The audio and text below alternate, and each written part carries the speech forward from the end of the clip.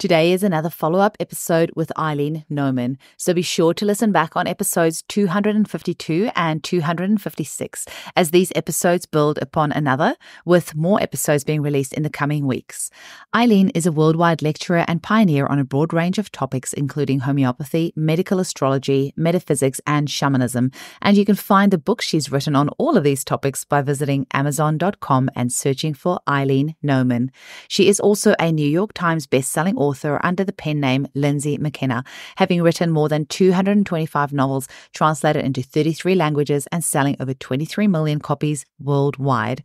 You can learn more about Eileen at www.walkingtheland.net. And while you're there, be sure to subscribe to Eileen's newsletter, where she'll be sharing loads of great information in the coming months. Eileen is on a mission to help raise our collective consciousness by teaching all of us some of the healing tools she's learned over many decades. She is doing this free of charge through her YouTube channel, which she is just starting up, so be sure to subscribe at youtube.com/@EileenNauman2329. Eileen has also agreed to make many of her amazing resources available free of charge through my website while she's getting her own site and YouTube channel set up. So you can check out eugeniekruger.com/Eileen to download many of the resources she has gifted. If you've enjoyed this episode, please be sure to share it with your family and friends. We're in a time right now more than ever where deep healing is needed, and part of that healing includes learning more about our energy body. So I am very grateful to Eileen for taking so much of her time to share her wisdom with us all. Thanks for listening. Welcome to the Homeopathy Hangout, where we discuss all things homeopathy from around the world. And now my mum and your host, Eugenie Kruger. Hi, everyone, and welcome to Homeopathy Hangout. This is our third interview with the incredible Eileen Nauman. We have learned so much in this past couple of episodes, and I'm so excited for this third installment. And Eileen's got another PowerPoint here for us, which we'll have on Rumble and on YouTube as well. Welcome to the show. Welcome back, Eileen. Well, thank you, Eugenie, and hello to everybody. And it's good to be back. We're going to jump right into this because it's quite deep and it's quite wide. It's like a big river. It's called the Astral field, and this is lesson 2 of the Energy 101 series. There's going to be 5 of these. Okay, so we're now putting our boots into the astral field. And I said that this is the most colorful and changing color field or layer of our aura. And if you're not clairvoyant, you can't see the egg shape that's around above our heads and beneath our feet. And it's about 5 to 6 feet out on most normal people, okay? If they're abnormal, it's either smaller or it's wider. And I'll just leave it at that. And so, we're doing 2-dimensional things here, when I put a graphic up. And the thing is that I just use your imagination here and think about how fog moves around, the wind kind of moves it around like this. And that's what happens in our aura. It looks like there's clouds in there, and then there's bits of color that'll show up, and then it'll change and move, and then it'll be more color over here. And it's constantly changing because human beings are constantly changing. We're an emotional animal sort of being, if you will. So nothing is ever static in a person's aura. All right. And someone who is clairvoyant, even though they may only see so many fields and that's it. Or they may see part of one field, and maybe the 4th field out, they'll see that one. It's all different for different people. The ones that really get to know it the best are people who are hands-on healers. And Barbara Brennan's book, Hands of Light, I strongly recommend everybody who is interested in energy medicine, and I mean serious about it. She has got so many beautiful illustrations of all of the technicalities of this. I'm giving you a broad overview, but she has got the depth, and it's a serious depth, but she knows all the fields. I don't know all the fields. I normally work with the 1st, 2nd, 3rd, and 4th, and the 5th, which is the causal field, which is your It's your it's your karmic field. It's what you have planned to come in to do this lifetime, okay? And we'll get into that another day. But she would know and does know all 9 fields. She understands all the 7 chakras that we have, as well as the smaller chakras that we find, in the center of each hand and on the soles of our feet. So her book is just incredible. And my mother used to do this. And she used to talk in that language. And, it's 7, 8, and 9, it kind of went in one ear and out the other. And she wasn't offering an explanation for it either. So, and I didn't really get into starting to read the books out of their metaphysical bookcase until I was 9 years old. And even then, there was, this is big adult words and things like that with a 9-year-old. You know how that goes over, right over the head. But anyway, I did pick up, and I knew enough that I knew she was seeing something, and I could just feel her energy switching all the time. But a true hands-on healer is something to behold, because they can see it all. It isn't half of or part of a particular field. They see the whole thing, even though everything is constantly moving around.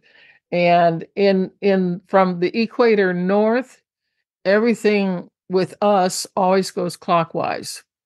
From the equator down to the south, it's counterclockwise. And we'll get into that much more.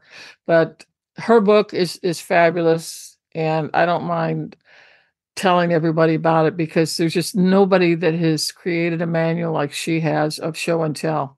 And seeing them visually really, really helps, because when you put your hands into someone's aura, you can feel it, because you've got these 2 eyes here, these 2 little chakras, and you will feel the textures, the bumps, the swellings, and you'll feel the depression or the coolness. And with her book, you will know what's going on and where it's at, who's on first, second, and third. So anyway, we are going to get into the astral field. And we call that the rainbow field, because it is the only layer of the 9 layers of the aura that we have that is multicolored. And I will tell you why later.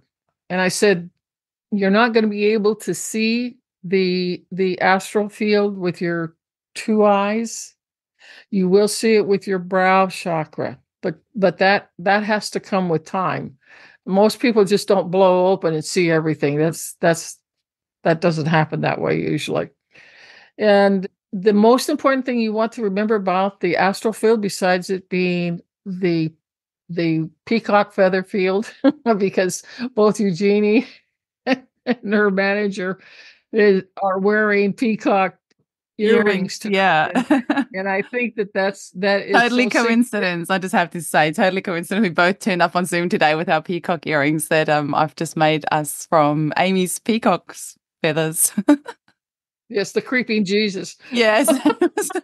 I won't forget that name. It's the best name ever. I want to know why she called it that. He kept on creeping up on her mum, like apparently it was quite south, and her mum would turn around, and then, yeah, that's apparently where the name came from. And it would be there, right? Yeah. Male peacocks are notorious for doing that. Anyway, getting back to this. So the astral body is colorful, and that's why I put the rainbow here in the first graphic, because it really is.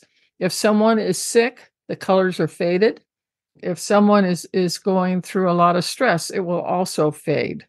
And as we know, stress is one of the biggest determinators in our lifetime, literally, especially the last, say, 10 years, 7 years, thereabouts. Okay, so besides the field, it also contains what we call the astral body, which is a duplicate of our outer human body. And it fits inside our human form like a glove around our hand, which is our physical body is the glove. The astral body comes in through the crown chakra, feet first, and comes down, and its astral feet lock into the physical feet. And then it is where it needs to be. The most important thing you got to know about this field is that it is our emotions, and that is every emotion that we own, good, bad, or indifferent. And so The astral body is there for a couple of reasons that I know of, and I'm not saying that I know all the reasons because I'm a shaman. I'm not a hands-on healer. A hands-on healer is going to know a lot more about this. Is that the astral body does several functions, and they're really, really important, and we're going to get into those. The first is that they're supposed to stay locked. Their astral feet, and by the way, they look like it's like a kind of if it's out and you see it, the silver cord coming out of your crown chakra and it's floating around, it looks like a half deflated balloon. All right. And it is a whitish, opaque, and transparent kind of color. And depending upon how it moves and stuff, it might look a little more opaque, and another time it'll move and you can see straight through it. But that is its energy, and that's what it is. And it's a perfect copy of how we look in every way. It has every wound, it has every scar, it has everything that is us. And when, if you are 100% grounded, this is good news. If you're not, this is really bad news. And I'm going to spell it out for you because I've seen too much of it. Because when you're under stress, the astral body will partially float upward and out of your crown chakra in the center of your head, and then you become what we call ungrounded. Okay, so I was taught the fields of our aura by my parents, and different people or different religions or different belief systems call these fields by different names. All right. So what I'm saying is that I am going to call them what I know they are as I was trained up. Okay. And the name really doesn't matter as much as what you understand of what's going on in the field itself. So don't get caught up in words. Just listen to the rest of it. So the astral field is the second field out from our physical body, and it's the emotional field. And like I said before, every possible emotion is going to occur. It feels it. It is highly colorful. It's volatile. It's ever-changing colors all the time because it is reflecting our feelings and where we are at that moment with ourselves emotionally. And you know how many emotions sometimes you go through, especially if it's a surprise or a trauma or something like that. Boy, there's a ton of emotions coming and going. And it's energy. And so all of that energy comes home to the astral body and to the astral field. It is your catcher in the rye, if you will, or your catcher of anything emotional is taken care of by this astral body and by this astral field, period. There are other things about the human that are taken care of by other fields that we'll be talking about later. So let's see. We're a creature of our emotions. The mind is not in charge. And this is a really important part because you live in a patriarchal male society that worships the mental, the mind, the science, and then tries to drown and kill everything else, which is your heart, which is your emotions, okay? Patriarchal men are all head, no heart, as we say. And they may own a organ that is pumping blood through their body, but when somebody is too brainy or too mental, they have shut down their entire emotional fields and body, which means that the astral body is very much involved in this state. That it's when you shut down, and in the patriarchal society, men are not supposed to cry, they're not supposed to feel, they're not supposed to whimper, they're not supposed to sob their brains out. Okay. And so men's astral bodies are really, really tightened up to the point to where they can't release how they really feel. And so it sits inside the astral body itself, and it has to handle it and it has to take it. So the mind is not in charge. Okay. In fact, there's a saying by Albert Einstein, who all the mental patriarchal people who love him because he's a scientist. And I love this saying. He said, the mind is not in charge.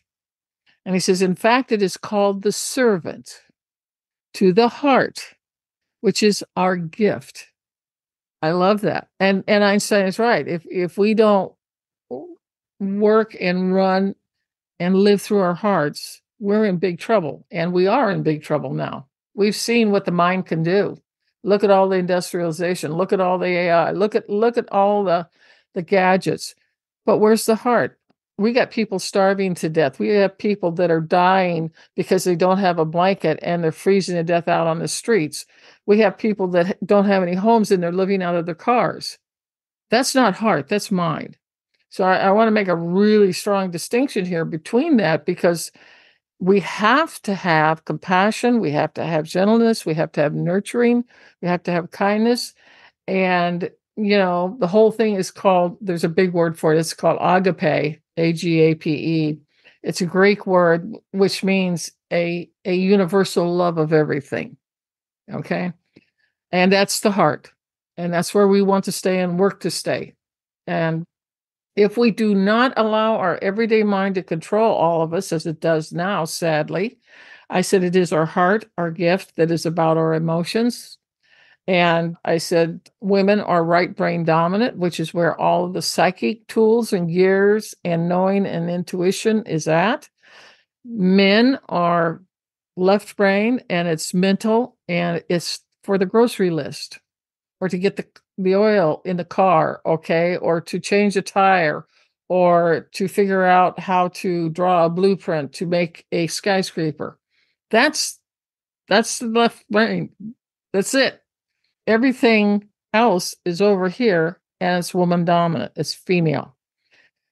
So this is why the astral field, especially with women, is such a great and powerful influence in our life, but also a great tool to not only help us help ourselves and understand ourselves, but to get right with it.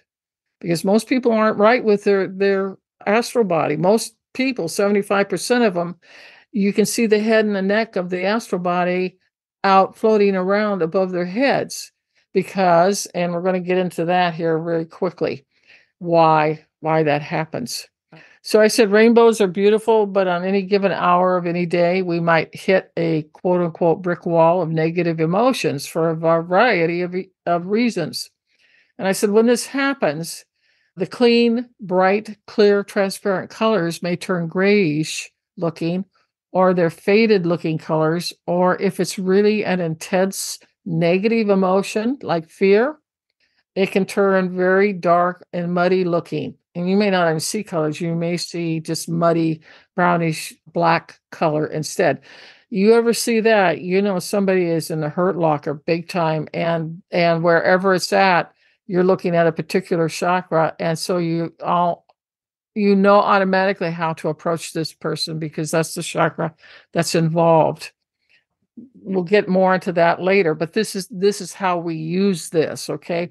The fields are all directly connected with all of the chakras. We have chakra front and back. We have 7 of them that are in the physical body or around in the energy fields of the physical body.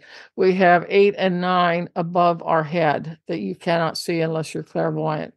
And they have very little to do with what we're doing karmically. It's more about your spirit and your path and how are you doing on it, and they're monitoring you and this type of thing. So an important function, in my opinion, of the astral body is, because it's an exact duplicate, you can't see it. And we all have this astral body, and like I said, it's whitish colored, it's semi-transparent, transparent, or opaque. And I already mentioned that normally our second kind of body, if you will, our energy body that looks exactly like us, its feet are locked into our physical feet. And I said, whenever a person comes under stress, and I said especially unrelieved stress, then the astral body wants no part of it. And it unlocks from the physical feet. It has it's sentient. It has a brain of its own. It can make its own decisions, okay? And this is part of the issue that we get in trouble with.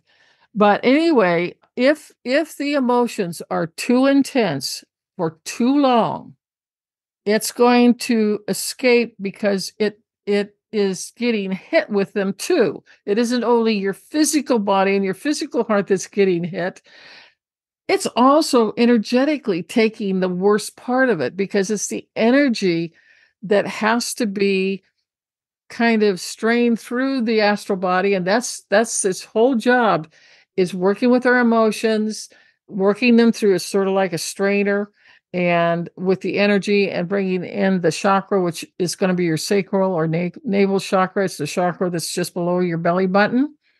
And it's actually between the lumbar and the middle spinal column area. Okay. But if you just drew a line between your belly button and the back and go down an inch or two, you've got the sacral, and you have the sacral in the back and the front.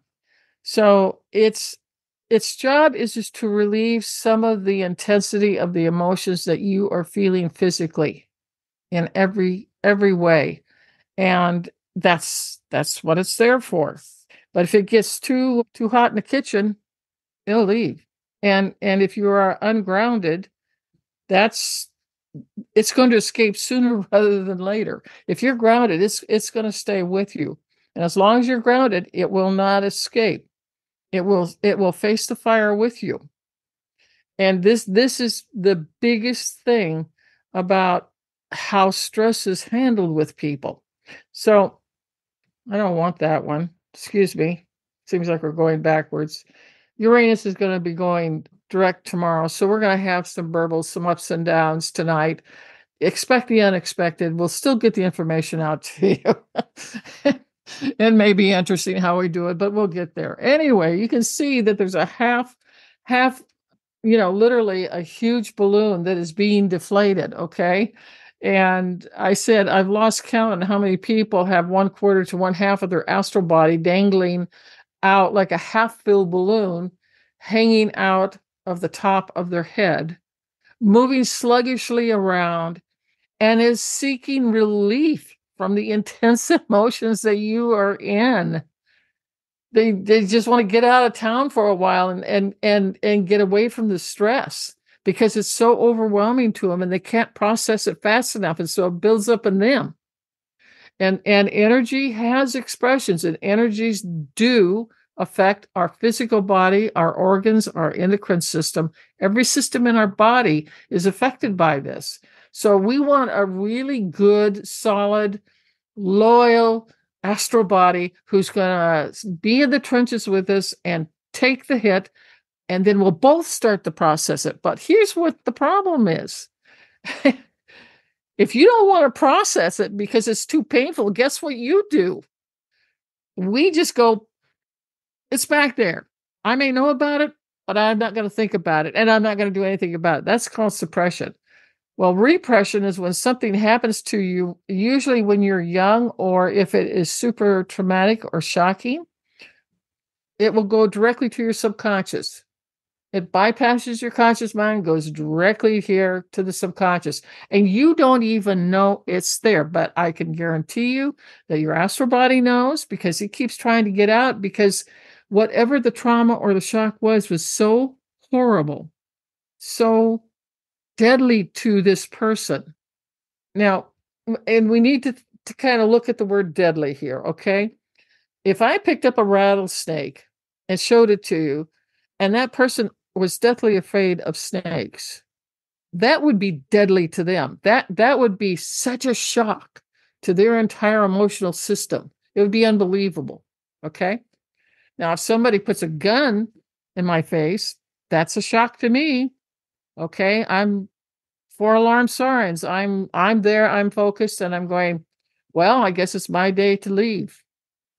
But the whole thing is that your astral body is like your guardian and your guard and your sentry, but you can mess it up by either not dealing with the issue that's in front of you, staring you in the face, and you just go, flip, there it goes, it's gone.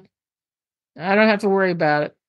Well, I've seen people 20, 30, 40 years later that had something happen back when they were a young child or a baby, or in the first 18 years of life. And believe me, it comes vomiting up, because the astral is also part of our vital force. And our vital force, and I'm talking homeopathy now, the vital force is a sentient being too.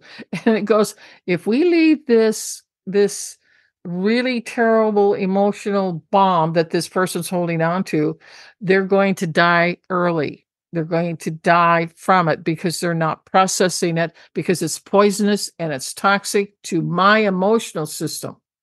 And they want to get it out. And so the vital force will start coughing it up. And you'll see this usually at age 42, 45, and 49. This is when people hit the wall all the time. Is because they have either suppressed or repressed something that happened when they were between the first 18 years of their life, usually. And they either do know about it or they don't know about it, but it's coming up anyway. And again, your astral body is 100% focused in on that and knows about it. And so it has to live with it. You don't, because you forget it. You just toss it back there. Even if it's conscious, it doesn't bother you because you can focus and it's gone. But the astral body is carrying the baggage. And this is why, if you are not grounded, and usually the people who do this aren't grounded, it gets out of the body just to get a break because it is so in such overwhelm, emotionally, energy-wise. So this is the other 50% and half of the story that everybody needs to know about. Okay, so one of the things that I've said here is, as I said, if you are ungrounded, that means you cannot manifest what you want, which is really, it sucks. It really does. And it's, because we all have hopes, wishes, and dreams of things that we want to do. But if you dreamed of owning your own company, it probably won't happen. And if you desire to go to art school to learn to be an artist, it could be a dead end. And I said, whatever your dreams, your desires, they will not grow or progress as you might wish that they would, because your astral body is not locked into your physical body, all right, to give you all the energy, the emotional desire, and the emotional stubbornness to fight through the lean times and push ahead and make your dream or vision for the future to come through and to come true for you in a 3D world. And you need to see this linkage here. Just because you can't see energy doesn't mean that it's not working on you, either for you or against you. And if it's working against you, it's because you, the human being who incarnated down here, doesn't want to deal with it for whatever the reasons. And I've been there, done that. I don't know. I don't know anybody who hasn't. So the first thing that I want to do is talk about how to keep your astral body grounded. And I said, I've written a free Google document, which Eugenia will have it in her thing, in her YouTube. And it's a big handout, but it could provide you a different kind of life than you have if you will just please ground yourself. It's just so simple. Not everything is complex, especially when you're dealing with energy like this. So I said 75% of the humans their astral body is hanging out, some more, some less. And I said sometimes it will only be the head and neck.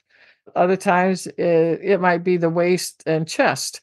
It just depends upon how intense the emotions and what is it that you're running from that you either do or don't know about.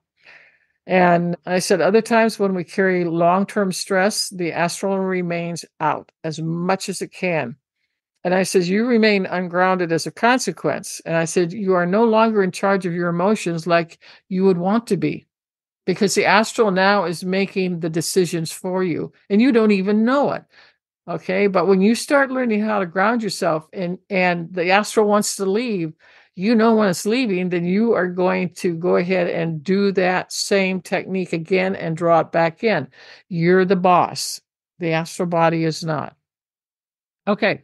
So number one, your astral body cannot leave your physical body entirely. That's one thing that I need to tell you here. It is bounded by a silver cord from it, which is an energy body, to you, which is a physical body. And the astral body can sometimes look like a half-filled limp balloon moving slowly around above your head. at night in the bedroom when you're sleeping. It's just kind of hanging around, floating around.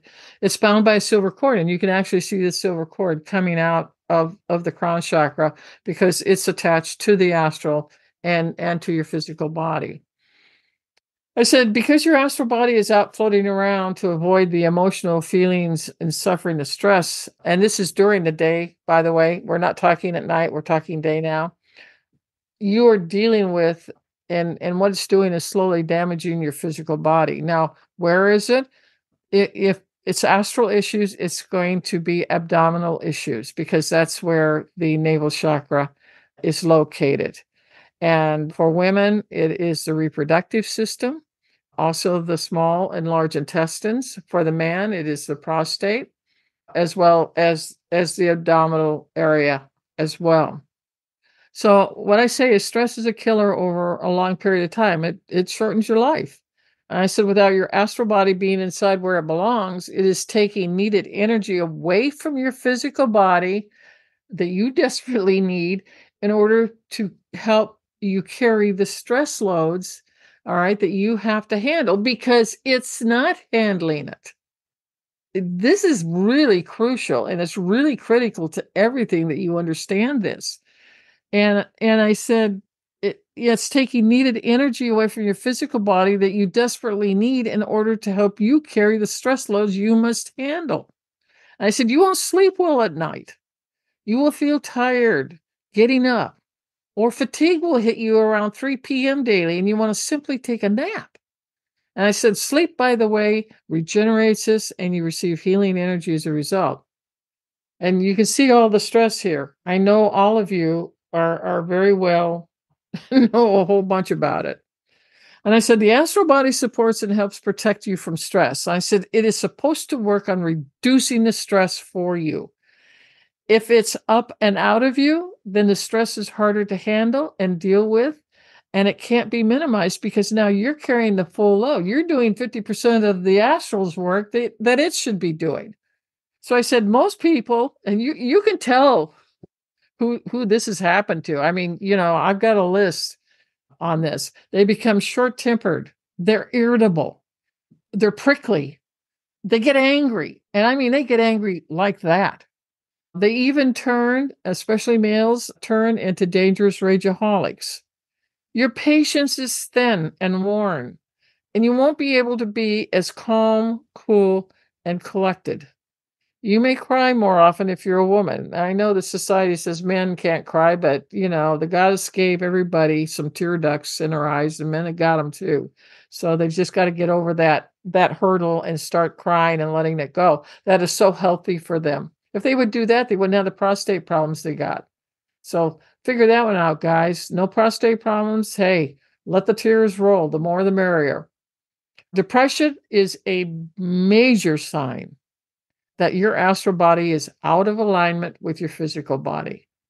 And I said, giving up, unable to complete projects, and being late all the time, oversleeping, acute or chronic health symptoms, and they never have a feeling of truly being awake and alert with all these different symptoms.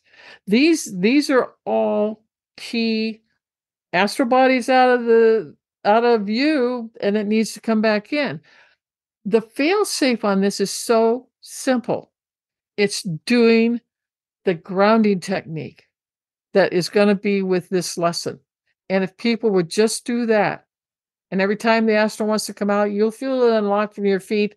You go sit down as soon as you can where it's quiet and take 10 minutes and go through this process again. And usually, I can tell you the first 5 days, the astral is going to come out. Every time you put it in, it might stay in for an hour and then it's out again. My mother was doing it 3 to 5 times a day for the first week. I mean, because she was always ungrounded. I mean, she's never here.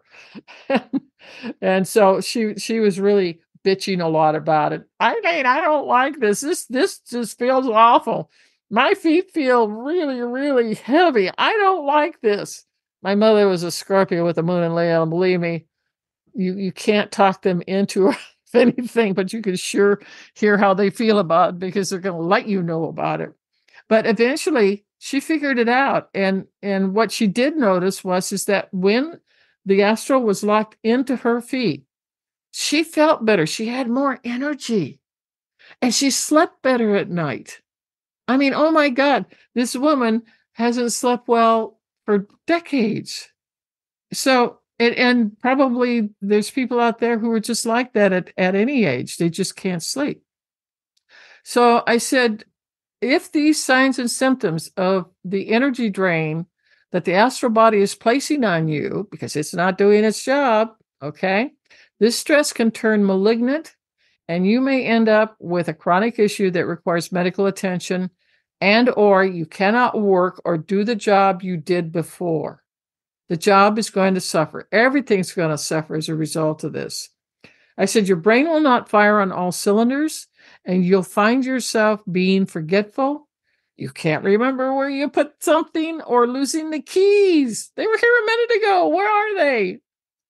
And normal everyday things that have been easy before the stress hit you, which stress is simply, to me, another word for trauma and shock. Trauma and shock are the biggest killers of people in the world, in my opinion, from what I've seen. So I always go after trauma and shock, and I start with the astral, and I look at the person. I turn on my clairvoyance to see, okay, just how far out are you? You know, what do we got here? What are we looking for? And then I can help them and explain to them. This is why I made this slideshow and video. I'm getting tired of saying the same thing again and again. Everybody can listen to it and they can make up their own mind about it. And that's the way it should be anyway. But too much chronic stress and the energy is shredded from the astral body too. And it can't do its job it did before if it stays home. So there's a price for a astral body that's out. If it comes in because you're grounding it and you're willing it back into your body because it has to come, because you did will it, okay? It's a part of you and you're the boss and it isn't. It pays a price for this. So, okay, once you get it in, then you really want to start looking at, all right, what am I sitting on that I can remember that I ought to be doing some changes about? And if you'll do that, you're going to save your astral body from getting shredded and not being able to work up to 100%. I mean, I've seen some bodies that are 50%. I mean, they're so thin out, it's pitiful. They're just taking these hits all the time. And it doesn't have to be that way. Not when we are educated. Okay, I said, as your astral body slides gently back into your sleeping physical body, you awaken. At night, when you go to bed and you put your head on the pillow, okay, and you close your eyes, your astral body starts coming out of your physical body, which is the right time. And as it comes out, and you're going to see the feet, all right? And as the feet come up, that's when you go to sleep.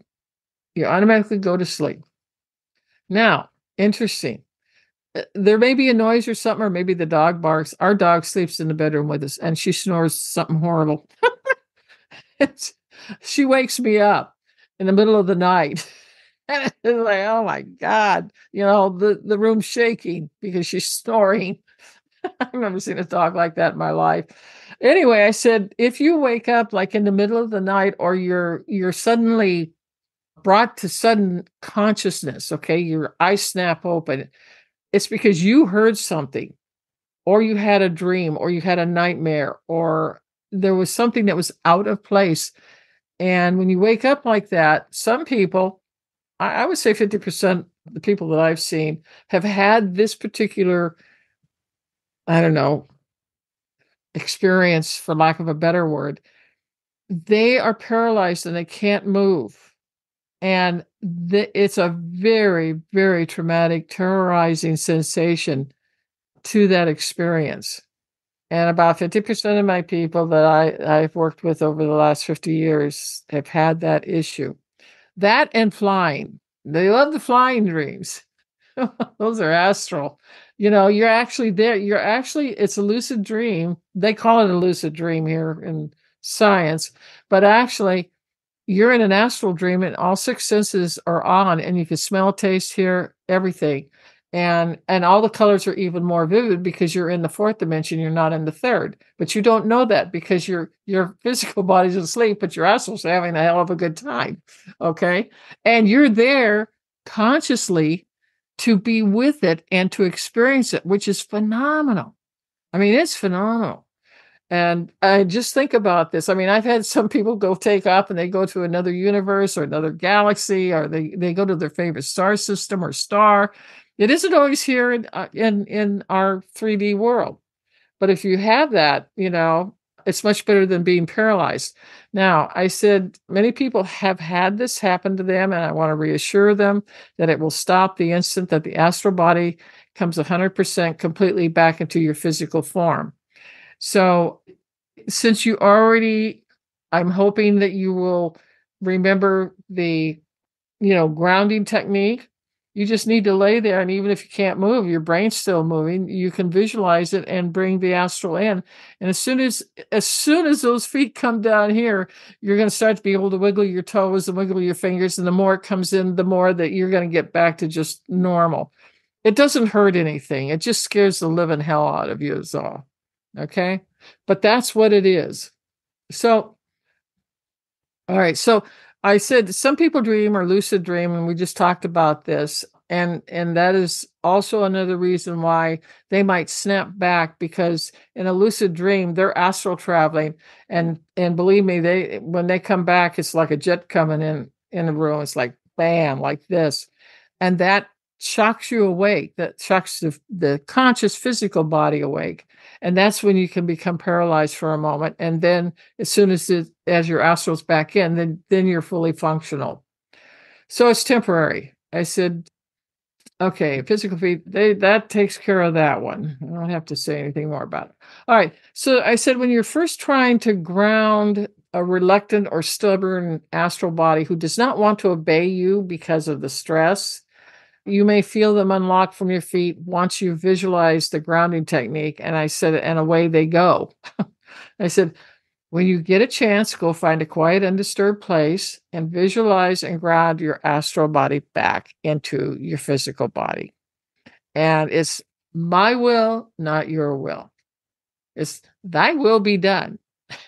It starts here with the physical body. It's number one. And you have to have a talk with them, and don't ever get angry at them. They love you, and you should love them too. There's times I've had people do this for up to 10 times a day, going back and getting the body back in, and you just have to keep at it. And within a day or two, usually, you'll feel the astral body unlock from your feet. And as fast as you can, sit down and visualize it back into your body again. And I said, the good news is this will usually last 3 or 4 days. And then I said, you'll find yourself visualizing less and less every day. And finally, it just becomes, we have a second grounding, which I'm going to do a small video on. It's a second grounding, and it's one that was taught to me by Oshana Fastwolf, my medicine woman teacher. And it works very well, so that you don't have to sit around for 10 minutes and do this visualization.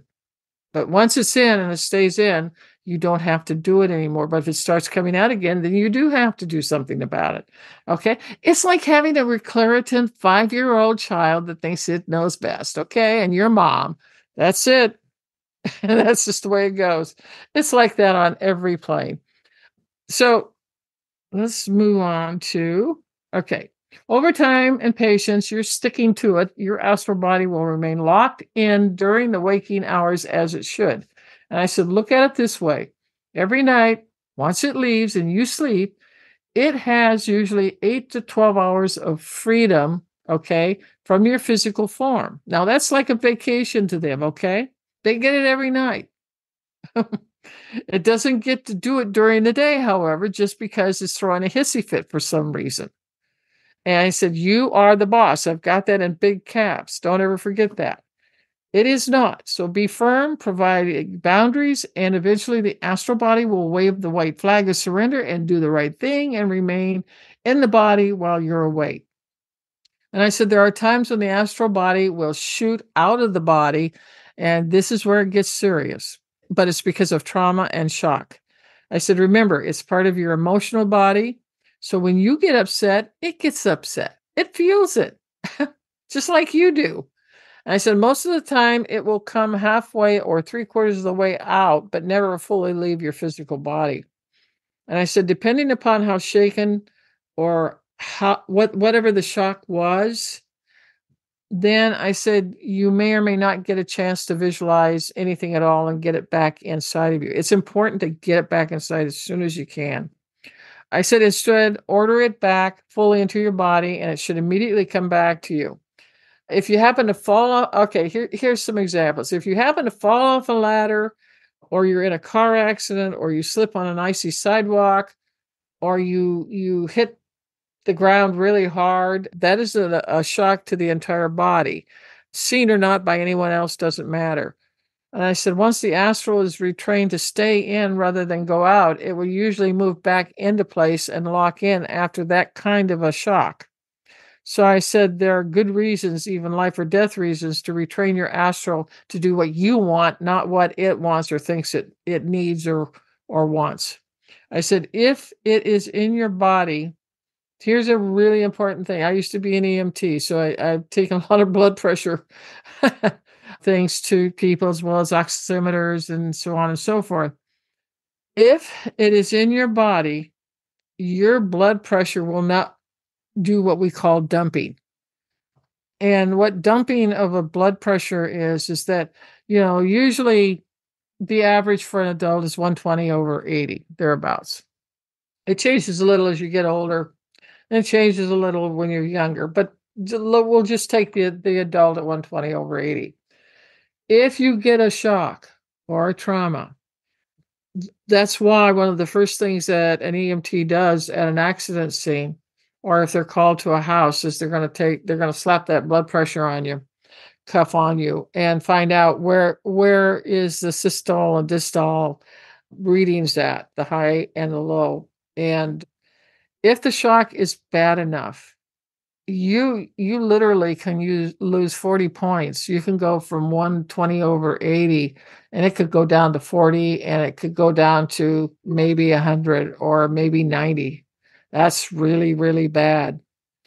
But, okay, if the astral body is in the body and stays with the body even during the shock and stays in line with the body, you're not going to lose the blood pressure issue, because it can kill you. People die just on blood pressure dump alone, never mind loss of blood, which is part of what's causing it to dump. Whether it's internal bleeding or external doesn't really matter, but it can slow it down. This is why the astral body is so important to our physical health. Okay, so I said shock and trauma are your greatest challenges for your astral body to deal with. I said it could be tripping and falling that will disrupt your life. I said, and your astral body's life. I said, or something far more dangerous, which is a car accident, being robbed, raped, incest, sexual incest, kidnapped, beaten by someone else, male abuse toward a child or a woman. And I said, these are all what we call wounds that we receive when we're living in the 3D human body. And I said, whether it's a physical jolt, or an emotional one, or a mental one, or a spiritual one, it can create a mountain of stress that is the responsibility, first, energetically speaking, for the astral body to contend with and to try and balance it out, or at least stop the continuing up of what it's doing to you emotionally. So that's when they really get involved with what they're doing. And the astral body takes the worst of it, okay? Even though you may be very critically injured, the astral body's taken the pain and can feel everything you feel. It feels everything.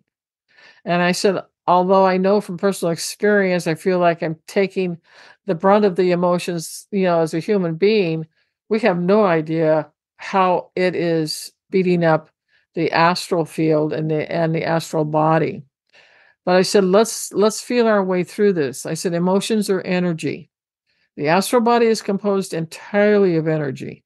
And so there is a lot of quote unquote pressure shock waves, which are all energetic, hitting you. And it goes straight to you, and then it's absorbed by your astral body. This is hellacious stuff. I mean, God. I said, and it's there to be what we call, energy-wise, a shock absorber of sorts. I said it helps you think faster, better, quicker in moments of crisis, threat, or danger. I said, if it is reduced, the bulk of the hit is absorbed through the astral body, and it helps you escape the worst of it. And it also will minimize the amount of blood pressure issues that you're going to have with this. And then again, blood pressure is everything. I've just seen it too many times, and that's where it's all at. And if we can get that normalized, or at least if we can stop it from falling, that's good news. But that astral is in there doing 90% of that work. It energetically is working. So I said the astral body cannot make such shock trauma disappear. You have to work through it too, which is why you have pain or whatever with it also. I said grounding speeds up process of recovery. I have seen this over and over hundreds of times, where if the person has grounded themselves, they've been through some horrendous accident, they recover beyond what everybody thinks they should. They're out 2 to 3 weeks early if it's a terrible one, or maybe a month early, because the astral body is doing the energy work of mending and healing and rebalancing everything in our body that is an energy body. Okay, it's all wrapped up in the astral. And I said, shock is very stealthy at times. I said, and it eats away at our entire immune system as a result. This is why people have a low immune or immune issues, is that they're sitting on something that is so terrible and so bad that they either do or don't know, suppressed or repressed.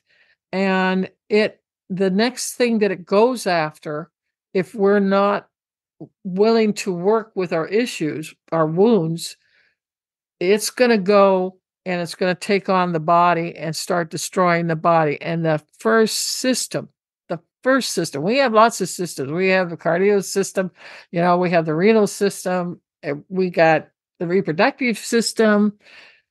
It is basically, you want that to stop. You don't want the immune system attacked. And that's the first one that it does. It lowers your resistance. And again, a lot of people die just because of lower resistance. But now we know why. We know what the culprit is that it is causing that immune system to weaken.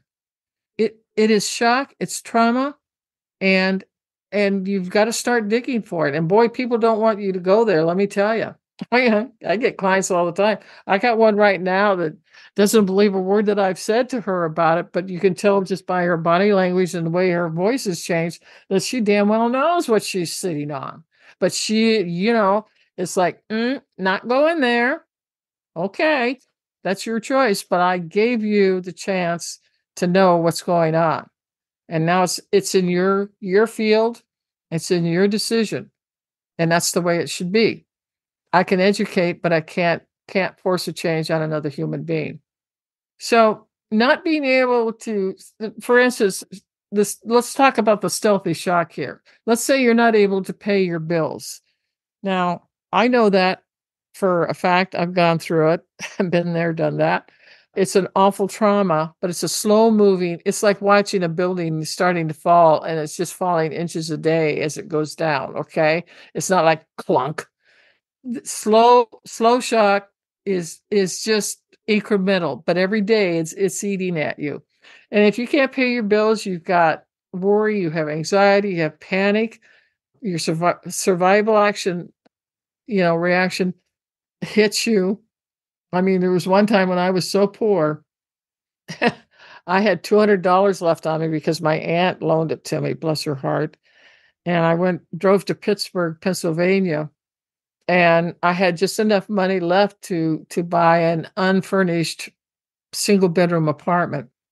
I had a sleeping bag, and I had enough money to buy a jar of peanut butter and some crackers. And that was it for 6 months. But I ended up with 3 different jobs that I got. One at Koppers, which is a big company in Pittsburgh, and then 2 others. One of them, I figured out, well, if I wanted to eat, I had to be a waitress at a restaurant, and then I could get all the food that they were gonna throw out and stuff. I could take it home with me at night, which is exactly what I did. So I learned to be a waitress, and then I worked at Zayre's, which is no longer around, and it was in the bra department, which I hated bras. That's it was such a fun time. It's like I hated bras. I wouldn't wear them. These are dangerous to women and to breast cancer. It absolutely, in my opinion, causes breast cancer because your breasts are have the most lymph glands in your body is in your breasts, and the lymph gland doesn't have a heart, and it moves because your muscles are moving, and that's how things come from the head down, and it goes, and you either pee it out or you poop it out, one of the two. Dead cells and toxins and poisons, that's what your lymph gland is supposed to do. And it's also supposed to keep bacteria and viruses from killing you too. So it's a very important system. But that particular thing about having no money and not having a job and figuring out I'm going to starve if I don't do something, my poor little astral body was in knots. But it's no fun. And I don't laugh about it to this day. I donate to a number of places for people who don't have a house or they can't afford the food. You go to the places in your area that do distribute food, and I donate to those people because I've been there. I know what it's like. It's horrible.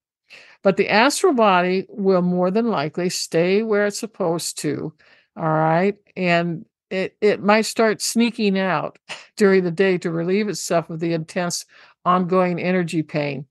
And I said, worry is one of the greatest health issues because it's an emotional issue. And I said, our emotions, 90% of the time, are what bring on acute and chronic health issues and diseases. Everything is absolutely ground zero. It is our emotions. And this is why the astral body and that second field is the most important one of our entire aura, period. That's my opinion, but that's what I've seen. That's my experience. So it's a tough road, and it's no fun living down here. It's high stress. So I say it's doubly important that your astral stay grounded to help you through these periods of what we call high stress. And I said it's worth working on because someone with cancer, the disease or a killing disease, they need their astral body home, okay, to stay in them. Because again, what is the first thing it's going to do? It's going to buttress and strengthen the immune system. That's the first system they go after to get it stabilized, to fight back. This is why you want everybody grounded. It can mean the difference between life or death. And all it is a little, a handout that Eugenie is going to have on her website that you can download, and you can show that to everybody. If you got somebody that's got a serious disease, please show this to them. Let them try it if they will. If they won't, then there's nothing you could do, and you just have to let it go. It's thy will be done. It's their incarnation. So just remember, emotions are energy, and energy can be emotions, and both start with an E. I said, let's look at some of the ways you might want to de-stress that helps you and your astral body, keeping it in so you can do maximum de-stress work. Now that we've talked about the dark, ugly side, now we're going to talk about some of the happy things. Okay, so now that you know what the astral body does part and parcel within our body, you understand how important the grounding is. And some people are naturally grounded and remain that way all their lives, whether they're in shock, trauma, or stress, doesn't matter. They're far and few between. And I said, when you think about it, 75% of the people not being grounded, that's beyond not being good. That's possibly a catastrophic disaster just waiting to happen. But there are ways to prevent it. For instance, here is somebody who loves reading. Take an hour out and go read. Okay. Or maybe you like to go watch videos, or you want to listen to some YouTube music or whatever. Do something for yourself. Give yourself that hour. It can't be a half hour. There's no, there's no halfies here. It's 1 hour. Okay. That's very, very important. It's 60 minutes. And the number 6 is about loving yourself.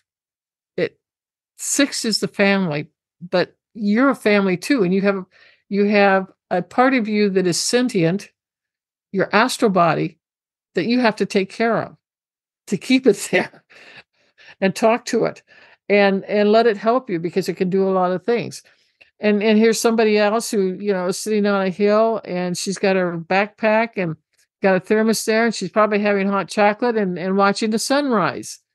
Okay. And here's an old couple just walking along on some lake somewhere. They're getting exercise. It's fresh air. It's wonderful. It's breaking out of your normal cocoon that you live in, or your normal, whatever it is, cycle. Okay. I said our patriarchal, male-dominated world has made us all more stressed. We weathered the Industrial Revolution, but we aren't going to be able to surmount the computer revolution with artificial intelligence, AI, or other radical cliff-clinging new techno ways of living and seeing the world. We are literally at the end of our rope. We are all dangling. It's just a question of how much of the time and how bad it is. We're not going to be able to surmount the next mountain that's coming at us. The more of us that are grounded, the more we think rationally and have strength and resilience to band together and make changes that we know are needed for all of us. I said, the world can no longer survive males who are in power, money, control over 90% of the Earth's population any longer. It doesn't matter to them. They don't care if you starve. They don't care if you can't pay your bills. They don't care if your child's sick. Nothing. I said, we change the world one person at a time. That's just like handing out that handout, Eugenie. Get grounded. That's all they'll ever hear from you from now on. And when we realize the unseen energy that we have in our astral body that is helping us to stay the course. And here's some things that you might feel your way through and take up as a hobby, possibly. Here is acupuncture. I really believe in it. My mother started having a weak heart, congestive heart failure.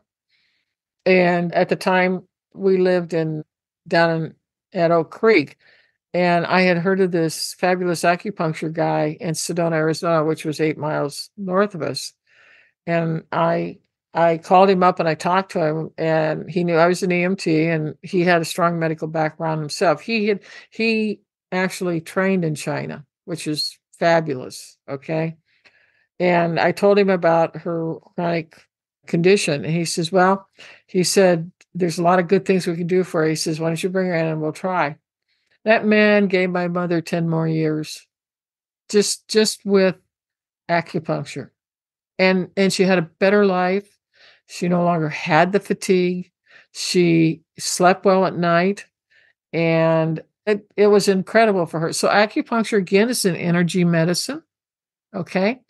We're putting needles in the body. That's true. But those needles are running the energy to the different meridians of the body to get the meridians cleaned out so that the energy can flow in, and then it gets healthy again. That's kind of putting it in really simple terms, but you get the picture that I paint that way. Another one is go walk the dog. All right. Go out, sit with your tree. Go see the animals, especially if you're working in a really intense people to facing people type of environment.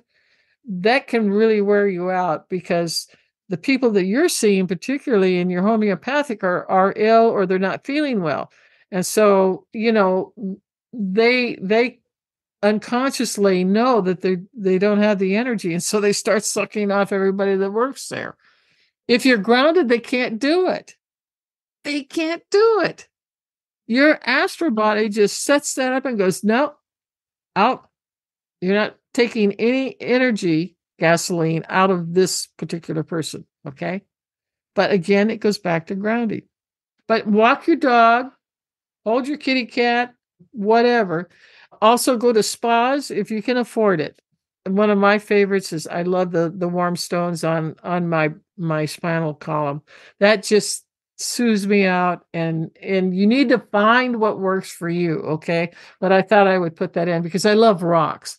I know rocks can heal us because I know 98% of the rocks on Mother Earth have crystal in them, have silica. And that is the healing. That's the pyroelectric and piezoelectric. The energy is going back and forth between those stones that are on my spine and my physical body. And gee whiz, my astral body actually loves when I go and have something like that done because they feel it too. And it's so good for them because it's energy. Okay, so being grounded may seem like a simple fix, but actually it's a major part of us getting and banding together in groups of like-minded hearts and spirits to say no to the destruction that's upon us and will continue if we can't work as one village, all for one and one for all, and with our hearts and spirits and strength. I said, with our willpower, our heart who cries out for peace and no more wars, people getting along with one another, and that a person's skin color means nothing to anybody. And people no longer starving or dying for lack of water or food. And we're going to be turning the wheel of fate in a new and better direction. That is the age of Aquarius. And the age of Capricorn wants to keep the world the way it is. That is not going to last. I guarantee you that. And I said, but we must work together as one heart for a much better world than what we live in presently, and we can do it. I was in the Navy, in the military, as a meteorologist. I was in the Air Wing, but I knew a lot of Navy SEALs, and the SEALs are Black Ops guys. And I said the U.S. Navy SEALs, Black Ops, has a saying, one is none, two is one. And they also have another one where they'll show you one matchstick, and then they'll show you a bunch of matchsticks, and they'll tell you which one can you break. Well, they can break the single matchstick, but the matchsticks that are all together, they can't break them at all. So it's united we stand, divided we fall. Also, some more things that you can do for yourself. How about dancing in the kitchen? That's a lot of fun. Try it out, okay? Or a dance class. If you really love dancing, I really suggest looking around for something like that, because you need to get out, you need to move. The astral body loves to move too. Also, art, painting, that type of thing. How about going bicycling? That's a good way if you're up for it. And I said, and perhaps the easiest way to distress and help your hardworking energy astral body is to try yoga and or meditation. I know yoga has meditation in it, but I also know that there's a lot of people who don't want to do yoga, but they do like the meditation because even if they do it for 20 minutes a day, that is so healthy. It gives the astral body a chance for you to relax so that it can be working at its maximum while you're resting. See, when you're busy, it's busy. When you're sleeping, it's usually resting too, unless unless you're a shaman or you're doing something in the other realms and stuff. Your astral body is very busy. There's no rest for the wicked. And I said, the meditation is a well-known distressor and helps you and your astral body, not to mention your family, friends, and relatives. It's something that you can talk to them about. You can't make them, you can lead a horse to water, but you can't make it drink. But what you can do is just share these ideas with these people. And I said, this could be a family thing. And this is why I put in this good morning family meditation. When we lived near Sedona, we had one instructor who was really good, and she was a good friend of mine, but she was also an artist and a painter and a writer, and she owned her own publishing company too. But she had several yoga and meditations for families. And it was always fun to see the kids come in and to see the teenagers who are going, oh God, we got to go there again. And then either mom or dad there. And inevitably, just because she was who she was, she's just passed on here in the last month. Her aura, her energy was so beautiful and loving. She's written 4 children's books, all Tibetan, about Tibetan stories about Tibetan children.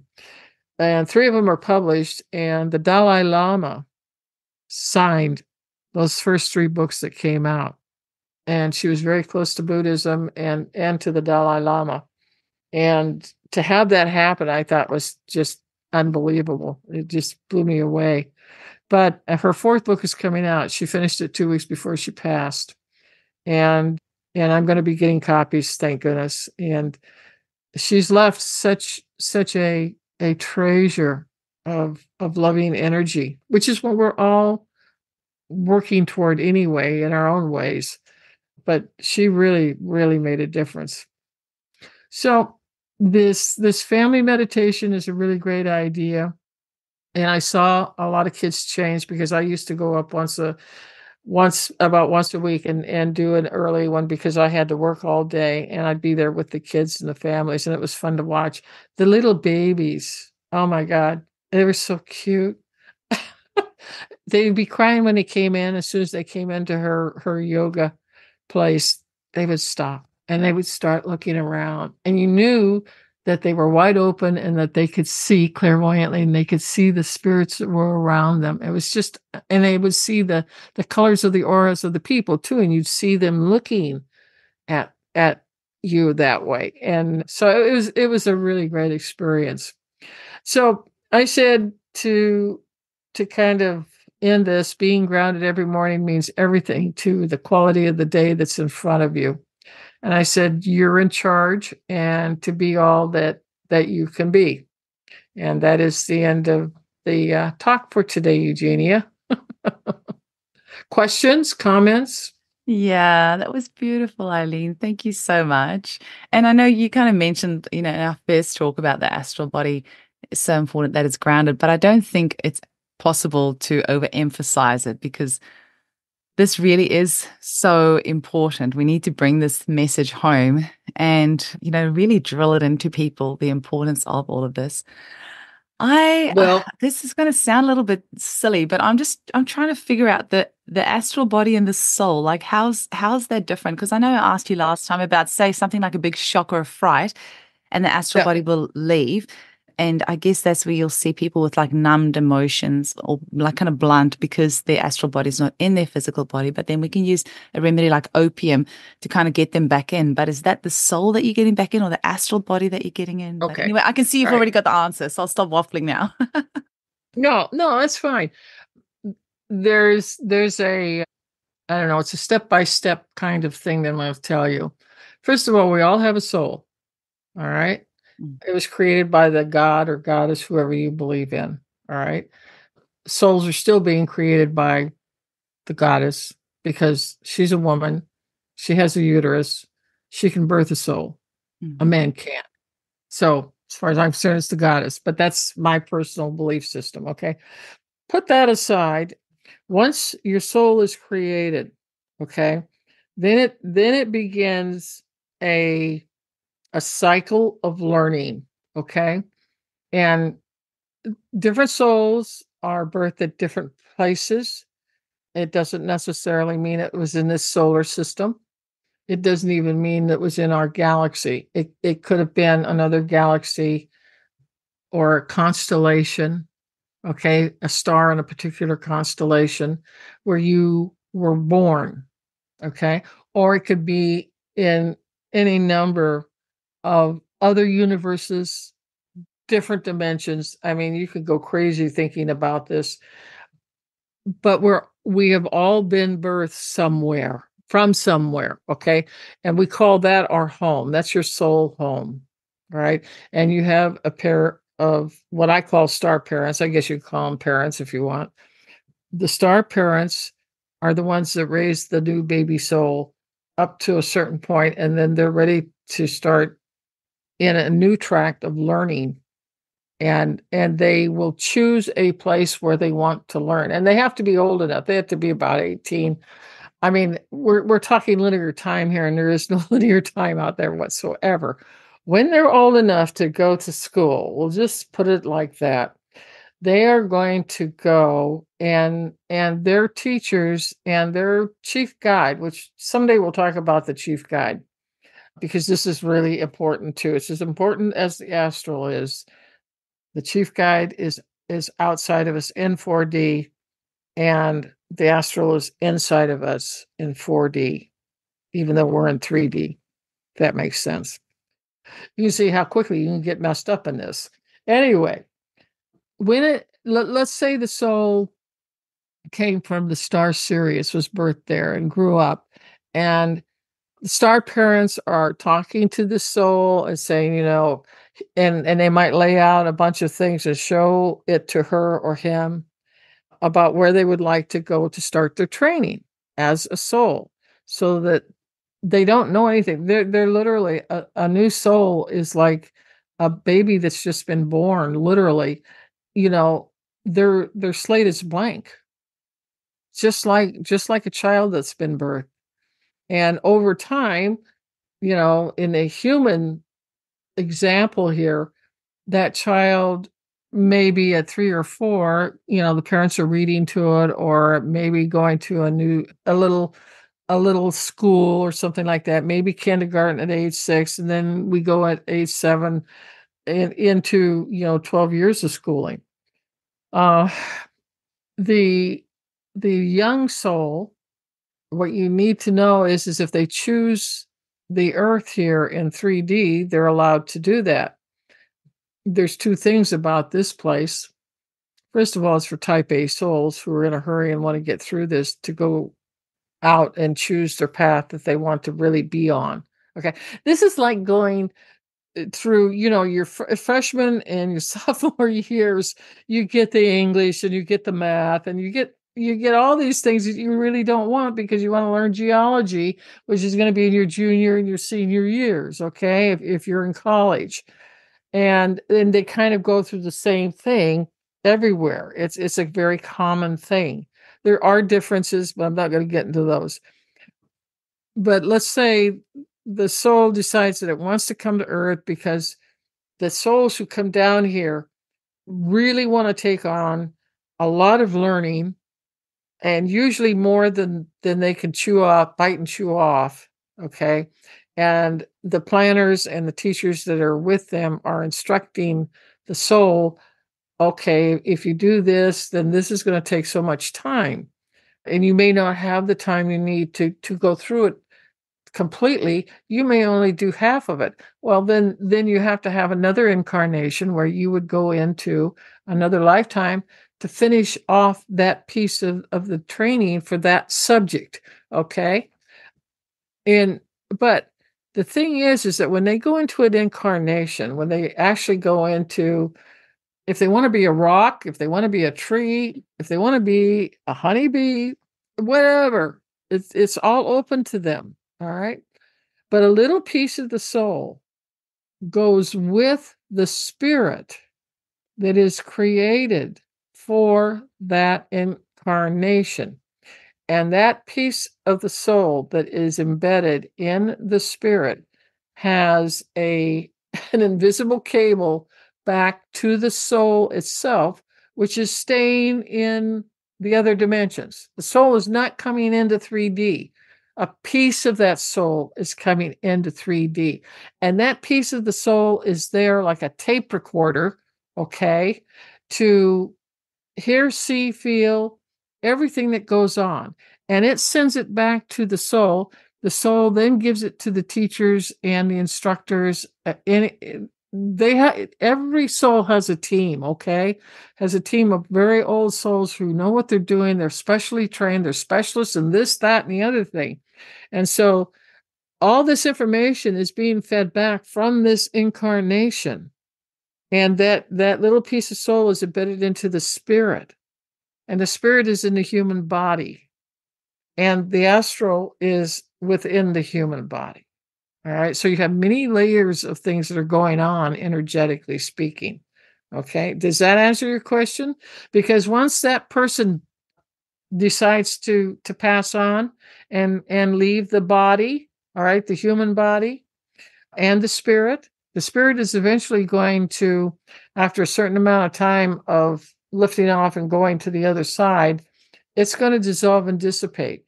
But the piece that was in it, that is the soul, that information goes into what we call the Akashic records. And the Akashic records is the story in videotape in real time. Not only that, the Akashic records is a hell of a lot more than that.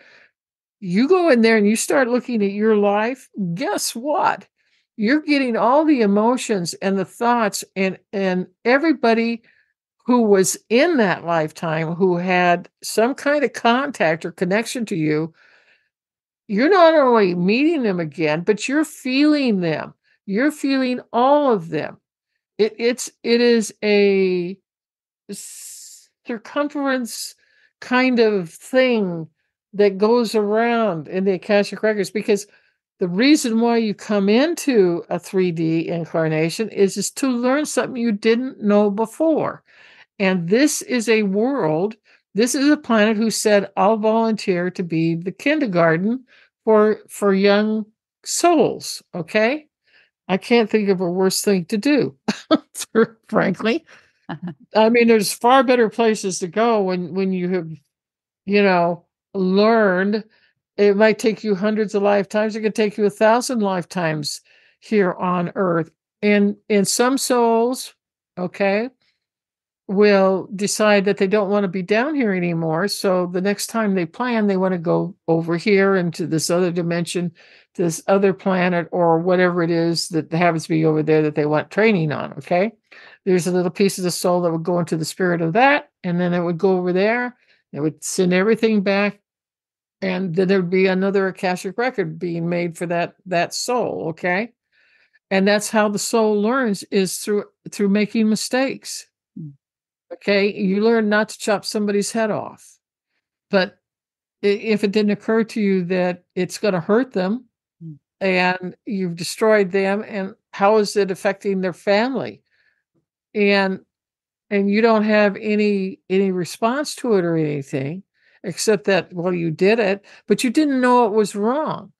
Then what happens, okay, when they go back over, okay, when this person, this piece of soul and this spirit passes back over into the other dimensions, they get together with all of their teachers and their trainers and everybody else, and then they go through this entire video of everything. And they don't do it all at once, because when they come to the video where he chopped off the person's head with a sword, okay, and didn't feel anything, but it felt good or whatever, or he felt like, he beat him and therefore he felt good. All right. He didn't lose, or he'd be the guy that would be headless. At that point, when that soul is and it is the soul who is watching it, okay, because that piece brought back all that information being played out, it's feeling everything. It felt the fear of the man when he saw the sword coming down at him, felt the pain, and felt the warm blood bleeding out of him, and he died. But then they take a big step further. They go back to the family who loved this man and to his children. And how did they feel? And this soul is watching this. The soul's not only watching it, they're absorbing all of the thoughts, the emotions, the terrible loss of this man, this warrior, and how is it going to change their lives? And so the soul gets to see what happens when it did that. And the soul, because it's not a dark soul or a light soul, it's simply a soul that's learning, is going to understand, oh my God, I don't ever want to chop anybody's head off again. Look what I did. And most souls will just they will go into knots of anguish over this because that wasn't they didn't know. They didn't know that it would do that. And how many people it affected. And they go on and they show the next family, the kids grow up and they have family, and how it has affected them, how it has affected. It's like the family miasm, okay? There is an energy that weaves in and out of it for as far back as that family existed, okay? So that's how it goes. Does that kind of answer your question? Well, it does. So, It gives me about 1,000,000 more questions. But the first of which is there a particular part in the body where that piece of the soul lives? the heart. Okay. It's always posited in the heart because everything is done out of compassion and love. Everything on the other side. That's why everybody likes to go and say, "Get me the hell out of here. I want to go home. I'm happy there." Okay? I am. I'd like to. And I've tried a couple of times to go home and they go, "No, no, no, you can't do that. You're not done here. We need you to stay here because, oh God, I've tried several times and it just doesn't work." So it it's so much nicer over there. It's nothing but love. It's nothing but care. And then the fact that that soul has made friends with other souls, okay?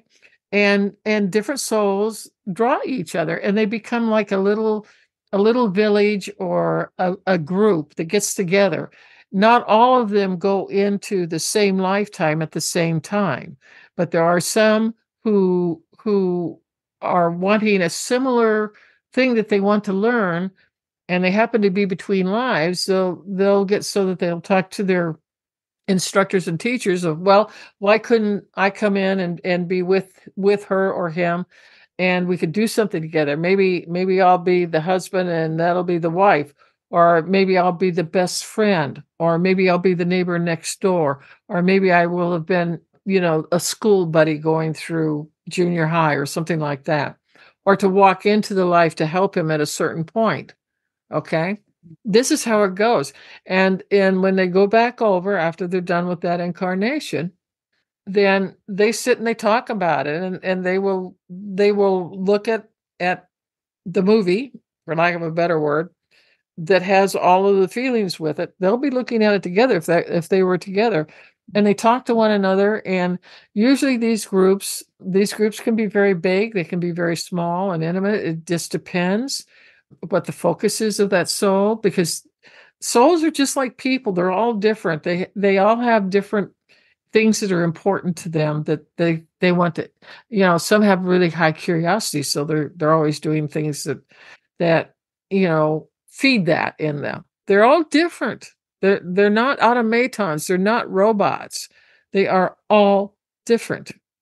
Amazing. So does that help? It does. I didn't get a chance to introduce Amy Vickers at the start of the intro as well. I've asked her to come along. She's my clinic manager, and she's got her own business called Happy Patch and creates her own beautiful handcrafted teas, and she grows a lot of it at a farm. And I love her chaga chai. But Amy, have you got any questions? I guess related, but kind of not. I don't know. Am I right in assuming that everything that is living has an astral body as well? Mhm. So our pets, in theory, would also have The astral rocks have bodies. it. The insects have it. Yeah. So when you talk about us grounding ourselves to bring our astral bodies back to basically optimize our health Lock and in. our happiness. Yeah. So because animals are normally a lot smarter than humans. Yep. Do we need to help our pets? Is there a way, because, our pets are our family a lot of the time. Do we, when you talk about meditation and yoga and bringing our astral body back with the grounding and that, I don't know, is there something we can do, especially in this day and age where there's so much technology and Wi-Fi interfering with the natural order of things? Is there something you would suggest or that you do yourself? Or is it as simple as just taking the dog for the walk with us is basically what it's doing for us is also doing the same for our pets? Right. Animals are far smarter than we are. Yeah, definitely. Everything is absolutely heart-centered, okay? They love us despite us. Mm-hmm. And if the only time that I would say on something like that is if the dog became sick. Animals will take on your energy that you're not dealing with, they will take it on to help relieve the stress on you. I've seen this time and time again. And then they get sick Okay. because they can't handle it. Okay. But I've actually seen animals die trying to help their human and giving their life for them because they were giving their energy away to the human. Their astral was being given away. Okay. Sucked dry. They die. Okay. The only time I get involved in something like that is if the animal is sick, and I'll, it depends who it is. I mean, if it's people bring their dogs and cats over, I mean, so and so is sick. Is there anything? Do you have anything? Because they know I'm a homeopath. Okay, so they come to the door, the neighbors, and do you have anything that can help them? And so, I'll bring them in. We'll have coffee and Gracie, our golden retriever, loves everybody, so she loves to have cats and dogs in here. Cats aren't too happy about it, but the dogs love her, and she's good with them. Usually, I'll look at the aura, and I'm looking at the human's aura, because that's anytime an animal gets sick. Most of our animals don't get sick, but they get sick because we are going through a really bad patch emotionally. I've seen this time and time again. And if that's the case, I can't, these people around here would not believe a thing that I just told you guys and girls. And that's okay. I'm not a minister out there preaching. I'm here to give information. If you want it, fine. If you don't, that's fine too. We all have our own ways. But with an animal, I'm looking at the aura, and I am looking at the etheric, which, I've taught you how to look at the etheric. I don't know if you've had time to try it out, because you can see it with your two eyes. Okay. And if you can see, and if I see a bulge somewhere on the animal's, etheric around it, or I see a depression, or I see a gray little cloud here or there, what I usually do will say, well, it looks like there's something going on with the chest, and I don't want to upset the people, but I'll say, why don't you take it to the vet and listen to his heart? And it's the heart, and the vet will take care of it. And they know that I have these white pills. So they call them magic pills. And I will, once I know what the vet is diagnosing, then I will figure out, I mean, if it's like, fibrillation or something like that, which means it's a real fast beat, and it's usually an erratic fast beat. That's fibrillation. That can cause blood clots, but it can also cause a heart attack. Then I will go to my little white pill dispensary, because they know where it's at. They know it's in the next room, and it takes off, it's a 12-foot by 15-foot room, and it's nothing but one wall is like 450, 500 remedies. And I'll go get the cactus grandiflorus at a 6X, and I'll tell them to put that in the dog's water. Just one globule or one tablet, let it melt away in the water, and every time you change the water, put a new one in. And cactus grandiflorus is well known for angina, pains, as well as fibrillation. I mean, it just stops it. It helps the heart so much. And then the animal will be fine, and it'll pick up, and it'll get its energy back, and and it'll be doing far better. But it's very interesting that when an animal has a heart ailment, that there is something with the owner, or whoever really loves that dog, that there's a heart wound in the human. It's like mirrors like, because animals are pure as the driven snow, and humans are just a bunch of they're kind of like this. They're like a lump of coal, this is it. So animals are like little guardian angels that take care of us.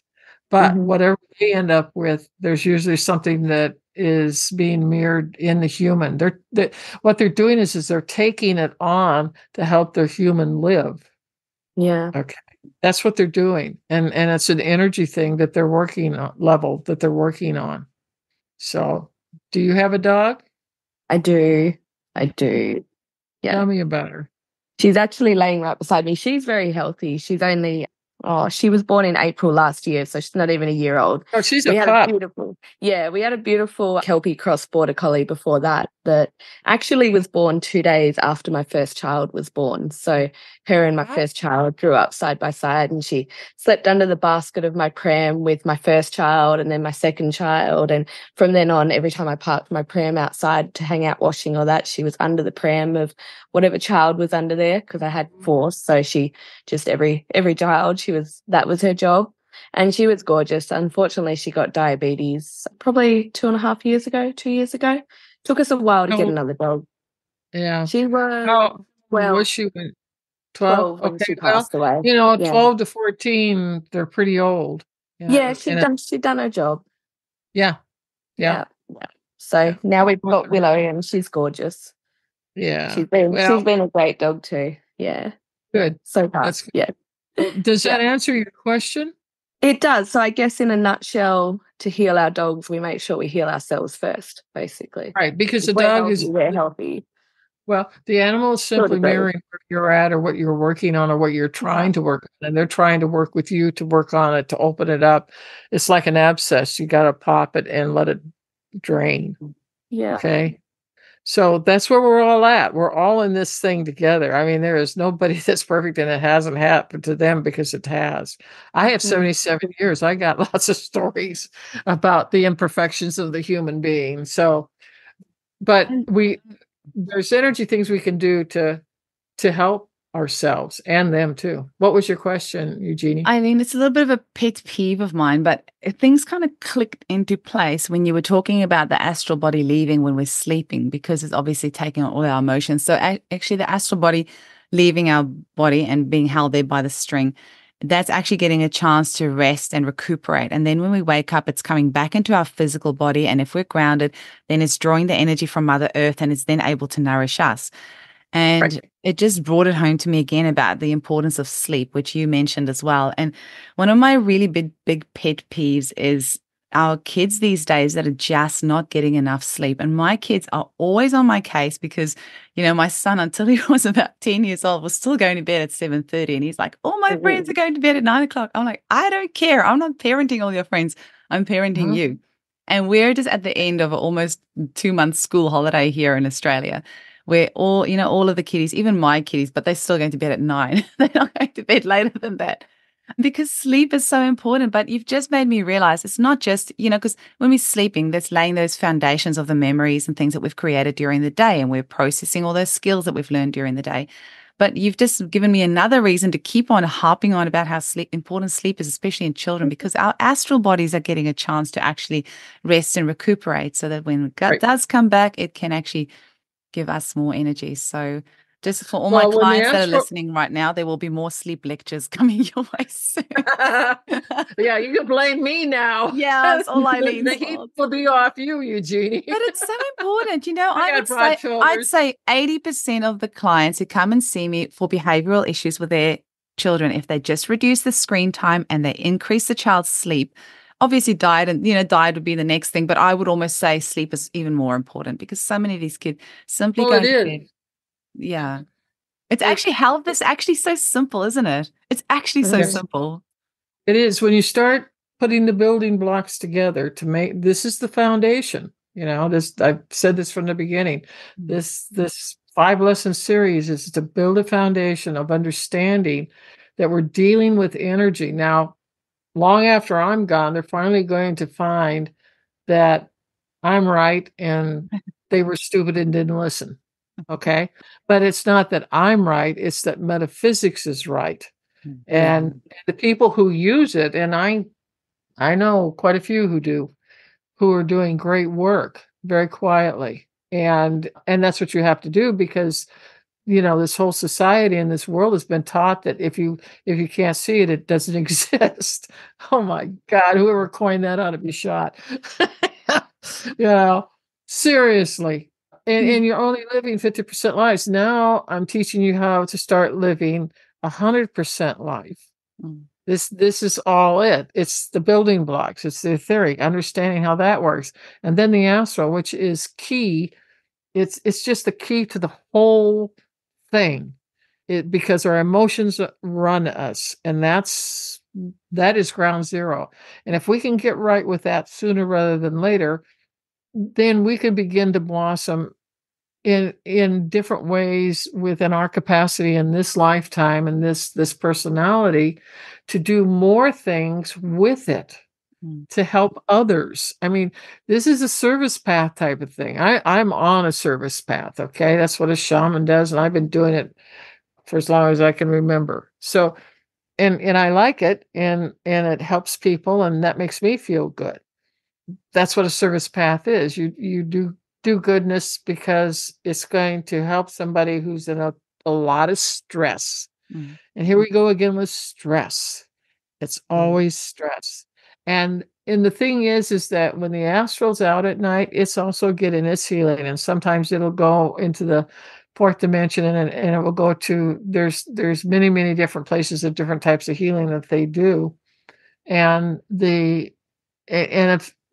the astral body's been through a particularly rough time, it's been very intense, and they haven't been able to get away from it, to have their vacation, if you will, at night, they will go over and they will get the healing that they need to keep things together. And that's what they do. I mean, that's part of their job. And that's great. We sleep. That's the way we get it. We don't, and there's energy in the sleep as well. Okay. Your brain is doing a lot more than you realize. Okay. You're quoting a lot of the scientific information about what sleep does and what the brain does and how the brain compacts and brings things around and stuff. There's a lot of other information that's coming in, but it's going directly into your subconscious, which is metaphysical. Okay. And you have that, I call it a treasure chest. That is where all your tools are at. That is where all the information is at that you need to become a fuller, more evolved person, because that's what souls do. Souls want to start here as an infant, but then they want to evolve to become, like a bodhisattva or a master or whatever their path is. Those aren't my paths. Mine is service. I'm fine on it. I'm happy. Okay. But you'll find yours too. But there's downloading information that's coming into everybody during sleep that is going to help them. And how it reflects out, what happens is you get up in the morning, you get your coffee or your tea. Okay. I know you're tea drinkers. And you just be sitting there drinking your tea, and all of a sudden you'll have this zipping idea. It just comes out of nowhere. It just goes bam. And you go, oh, why didn't I think of that before? Well, because they downloaded it into you, because you're ready for it and you can do something with it. So we're going to give you the idea. But this is metaphysics. This is energy 101 at work. And it is subconscious. It's all subconscious. And that's where, when we get these ideas, it's like put your work figures up and pay attention to that. And what about that idea? What do they want you to do with it? Which way do they want you to go? How do you feel about it? Are you excited? Because usually that's how they give you these downloads, is what we call them. Oh my goodness, Eileen, I have 2 huge questions for you, but I think that's going to be a 2-hour answer, so I'll save them for next time. But can I just say again, with all of my heart, thank you so much for sharing this wisdom with us. It's an honor. So grateful for all the people around the world that's going to be listening to this and just opening them up. And I've had some interesting things happen in the homeopathic world this week, which was, the age of Capricorn saying, no, I want to keep things the way it was, status quo. And then I've had, all these enlightened homeopaths that are around at the moment, so many beautiful female homeopaths that are healing the sister wound, coming together, just to give me goosebumps. But it's never ever been more clear for me than right now that there's definitely this shift between, the shift happening of those who are very much holding on to the past and the ones who are really embracing this new age that we're in. And it's so exciting and just we're so ready for this and just so desperately needed. But we have to send so much love to those people. And I really just found this week, because I recognize myself in them.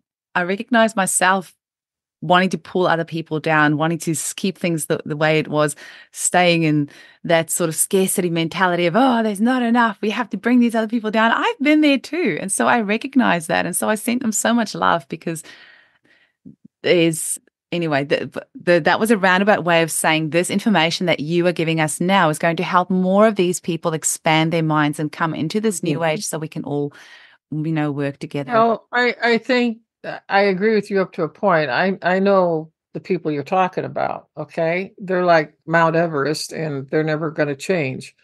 And that's okay. They've done great work. They've brought homeopathy along, and we should honor them for that. Mm-hmm. But there's more roads to Rome than that one. Mm-hmm. The Aquarian Age energy is like spreading it among the simple folk, and giving it to the healers, and giving it to the herbalists, and giving it to those who can see beyond the 3D realm. I mean,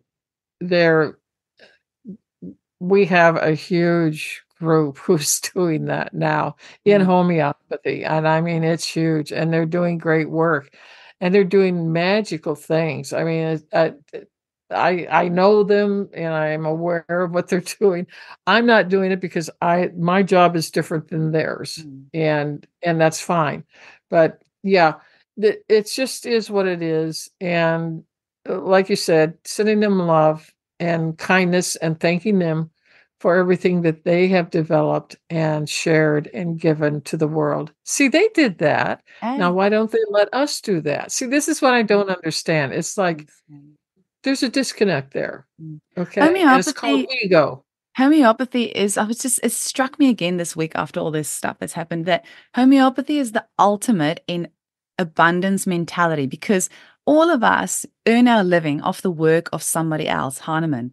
And we all have, we have the Banerjee protocols, Sankaran's method. We have this method of prescribing Isa Yaga, like all these people, everyone's work, that you can't patent any of this. We're all using other people's work and building our foundations on that, even our remedies. One person like Andreas Tilch created that remedy, and he given the idea of it to Helios, and Helios is selling that, and they and then it's Apolline, she's created these remedies. Paul Terio's triturated these remedies. There's all these homeopath creating remedies, which all the rest of us are making money from. Nobody owns anything in homeopathy, and you can buy a remedy from somebody else, copy it, and then use it. And we've even got radionics machines so that nobody has to buy remedies. So I think if you come into homeopathy with a scarcity mentality, you're going to be sorely, disappointed, because you can't patent homeopathy, and that's all the ways that we do things. You can't patent the remedies or anything like that. So you need to come from a space of abundance and working together, because none of this belongs to any of us. All of us are standing on the shoulders of giants, and and we're all doing this for the greater good, to to help people. Let's not forget why Let's not forget why we're in the homeopathic business. Okay, it's about relieving suffering and pain. Yeah, but this type of information that you're giving, I just feel that if more of us can be grounded and get this energy, and it's going to help us with our mission, and people who are stuck in those ways are going to listen to this, and it's going to plant a little seed. I say this because I was there too. It's taken me listening to things like this, of what you're saying, to kind of make me shift my mindset, and I can see so that's why I can recognize it, because I've been there too. It's taken listening to things like what you're saying now to make me realize that scarcity mentality doesn't serve me. So basically, the roundabout way of all of this was just to say thank you again for sharing this, because I know the difference that it's going to make to collectively raise our vibration, our consciousness, and move forward from here. I hope it will. There's more out there like me. I'm sure they're talking in every country, just like I'm talking with you. They are out there. They're working. They're passing the word. They're showing people how to use it. So thank you for having me again. And I guess I'll see you for lesson 3 in a couple of weeks. Amazing. Can't wait. Chat to you then. Yeah. Take care. See you, ladies. Lots of love to you all. Bye.